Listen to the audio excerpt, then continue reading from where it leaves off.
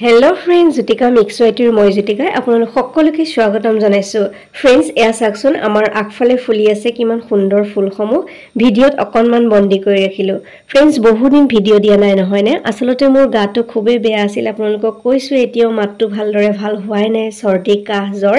এনেকৈ পাৰ হৈছিল মোৰ পূজা আৰু আপোনালোকে ইমান সুন্দৰকৈ পূজা উপভোগ কৰিলে সকলোৰে ভিডিওসমূহ যিমান পাৰো চাই আছো বেলজিয়ামৰ ভিডিও মানে পূজা চাইছো জাৰ্মানীৰ পূজা চাইছো দেৰগাঁও আমাৰ নগাঁও সকলোৰে পূজা চাই আছো সকলোৰে ভিডিওত আৰু फ्रेंड्स মন কৰকচোন এই সমূহ ক্ৰাফট মই আগতে কৰিছিল দুৰ্গা দেৱীৰ ওপৰত আসলতে এবাৰ ইমানেই গা বেয়া হল যে মই একেবাৰে পদলিৰ পৰা ইফাল হোৱাই নাছিলো পূজা মোৰ এনেকৈ গৈছিল আৰু ভিডিও দিব পৰা নাছিলো এই আৰ্ট এণ্ড ক্ৰাফট সমূহ মই আপোনালোকৰ লগত আগতে শেয়াৰ কৰিছো আসলতে অনিগুদাম অৰ্নিবান কলা কেন্দ্ৰই এখন মানে প্ৰদৰ্শনী পাতিছিল মানে আৰ্টৰ এক্সিবিশন পাতিছিল তাৰ কাৰণে মোৰ আৰ্ট এণ্ড ক্ৰাফট সমূহ তেওঁলোকে ঘৰৰ পৰা আহি লৈ গৈছিল মই আসলতে যাব পৰা নাছিলো কিন্তু তেওঁলোকে তাৰ পৰা মোলৈ ভিডিও প্ৰেৰণ কৰিছিল কেনেকৈ তেওঁলোকে সজাইছিল আৰু অলপমান বস্তু তেওঁলোকে লৈ গৈছিল ষ্টেট মেটেৰিয়েলৰ কাম কিছুমান তেওঁলোকে আহি লৈ গৈছিল অকনমান ভিডিওটো আপোনালোকৰ লগত শেয়াৰ কৰোঁ বুলি ভাবিছো ভিডিও হয়তো মই চাব পৰা নাই আসলতে খুব মূৰৰ বিষ সৰ্দি কাহ জ্বৰৰ কাৰণে মই কৰিব পৰা নাছিলো মোৰ হোৱাৰ লগে লগে লৰাৰো হৈছিল আৰু মাইকী মানুহটো জানে ঘৰৰ কামবোৰ নকৰিলেও নহয় জানো আৰু আজি আপোনালোকলৈ লৈ আহিছো সেই এক্সিবিশনখনৰ ভিডিও এটা এয়া মই আগতে কৰা কামসমূহ আসলতে ঘৰতে সজাই থৈছিলো অলপমান ইয়াৰ পৰা নিছিল সকলোবোৰ দিয়া নাছিলে 10খন মান মই পেইন্টিং দিছিলো এই পেইন্টিংখনো দি পঠাইছিলো ঠিক সেইদৰে বুদ্ধ দিছিলো এনেকৈ কিবা কিবি দিছিলো ৱাষ্টেড মেটেৰিয়েলে কাম কৰা বস্তু কিছুমানো দিছিলো অকনমান আপোনালোকৰ লগত শেয়াৰ কৰিম বাৰু তেওঁলোকে দিয়া ভিডিওটো আপোনালোকে চাব মই দেখুৱাই দিম আৰু এই ফটোসমূহ দেখিছে যে আমাৰ নগাঁৱত এবাৰ হৈ যোৱা ধুনীয়া ধুনীয়া পূজা মণ্ডপসমূহ আসলতে মই যে যাব পৰা নাছিলো মোৰ ভাগিনজনীয়ে ধুনীয়াকৈ ফটো উঠাই মোলৈ প্ৰেৰণ কৰিছিল মই একেবাৰে পূজা এনে অকমান হলে ওলাই যাও কেতিয়াবা আগৰ বিলাকত আৰু এই চাপানলা আমাৰ ইয়াতে অনুষ্ঠিত হোৱা পূজা মই দশমী দিনাও যাব পৰা নাছিলো হে তেওঁ অকন ভিডিও দিছিল মই ইয়াতে অকনমান শেয়াৰ কৰিলে তেওঁ কৈছিল যে মাহি তুমি ভিডিও বিলাক দিব পৰা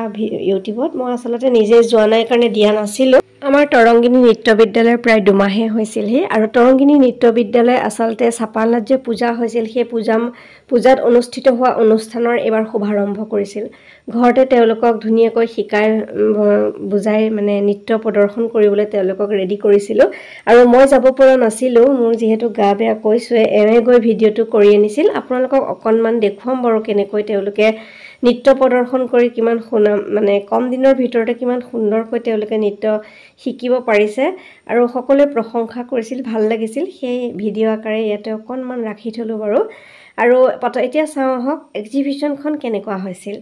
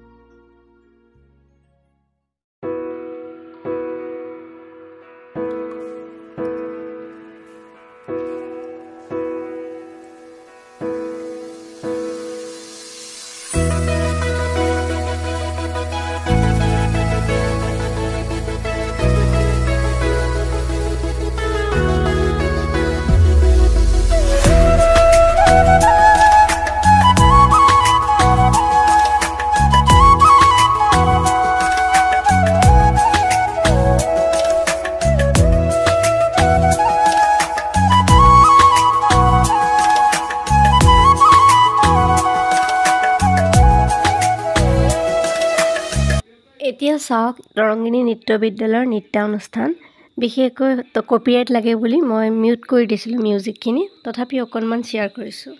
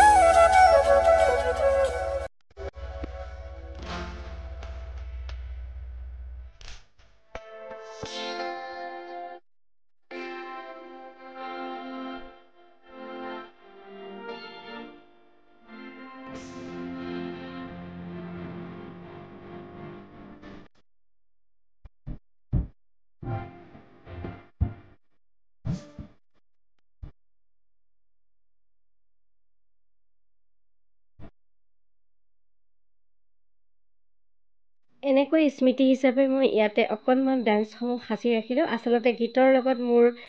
যিটো ভিডিঅ'ৰ গীত দিছোঁ অকণো মিলা নাই কপিৰাইট লাগে বুলি মই দিব নোৱাৰিলোঁ তথাপি ইয়াতে অকণমান সাঁচি ৰাখিলোঁ পূজা এনেকৈ গৈছিল আৰু আপোনালোকৰ লগত বহুদিন ভিডিঅ' দিয়া নাই কাৰণে শ্বেয়াৰ কৰিলোঁ কিছু মানে পূজাৰ সময়ৰ কিছু কাম আৰু ফ্ৰেণ্ডছ নতুন নতুন ভিডিঅ'লৈ নিশ্চয় আহি থাকিম